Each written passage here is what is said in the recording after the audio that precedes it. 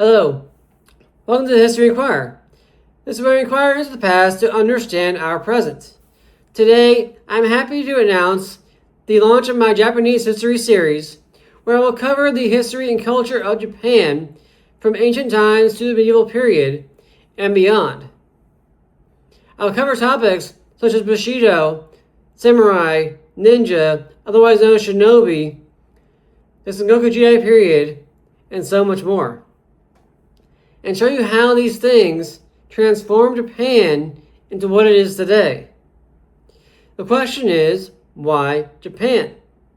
After all, this is primarily an American history focused channel, so why do a series on Japan? I'm glad you asked. The thing is, Japanese culture and history has had a profound influence and impact on American history and culture. Yeah, a lot of people think Japan, okay, so World War II and the bombing of Pearl Harbor, but also Pokemon, Power Rangers, Mutant Ninja Turtles, Ninja, okay? Video games. Video games originated in Japan. Martial arts like karate and jitsu, movies like The Karate Kid, Netflix series like Cobra Kai and One Piece. The list goes on. And one of my favorite things as a kid growing up in the Washington, D.C. metro area was going to the Cherry Blossom Festival in the spring in Washington, D.C. And I'd like to share with you a bit about the history of that festival and how it originated.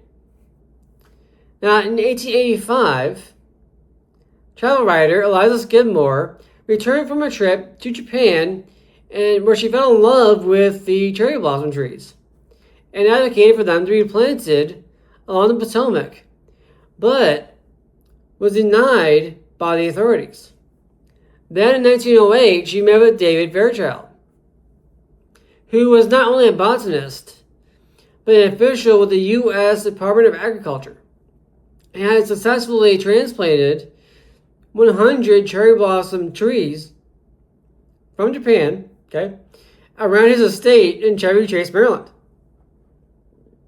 The two joined forces in writing a letter to First Lady Helen Taft, convincing her that their plan to transplant thousands of cherry blossom trees would be a great investment. Not only that, but the famous Japanese chemist Yokichi Takamine got on board with the idea and offered 2,000 trees as a symbol of friendship and cooperation between the two countries. Unfortunately, the first shipment of trees in 1910 wasn't healthy. The trees were unhealthy and infested with parasites, and they had to be destroyed. Now, the second shipment, however, over 3,000 healthy trees arrived in March of 1912. The first trees were planted by First Lady and the wife of the Japanese ambassador.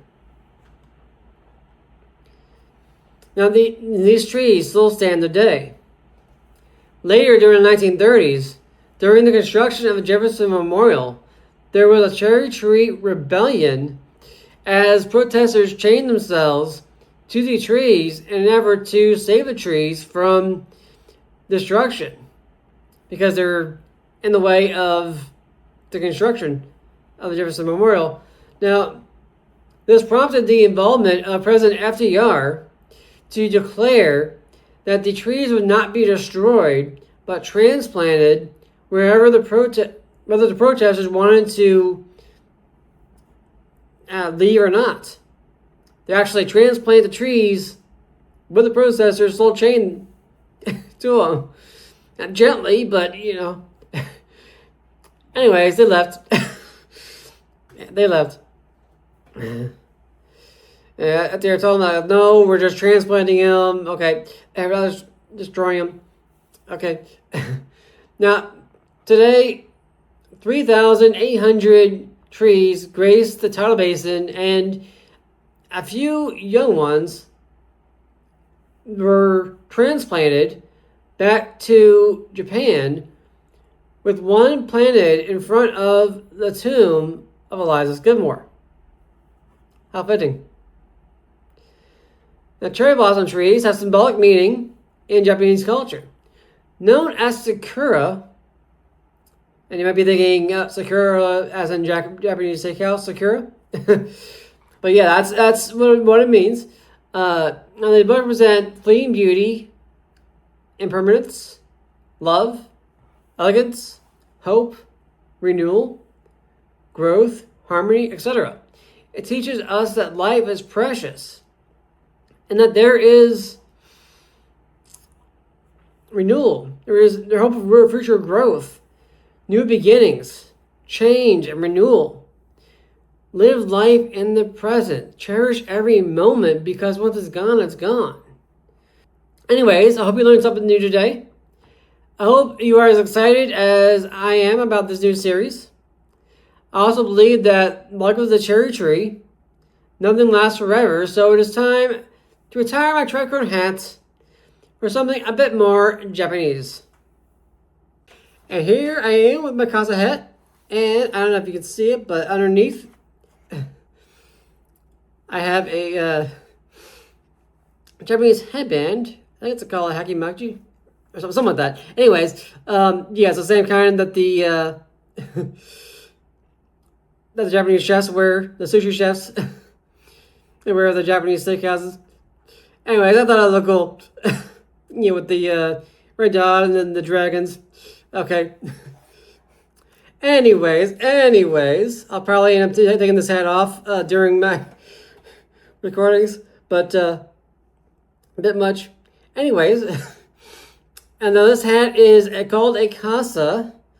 It's a particular type of casa, typically associated with peasants, farmers, and such. Okay, that's who would be traditionally wearing it. And since I am a commoner and not nobility, I guess I qualify. Someone from Japan can maybe correct me on that. Anyways, I'm real excited for my new series. Please remember to like, comment, and subscribe. Keep inquiring. And I'll see you all next time in History Inquire. Thank you.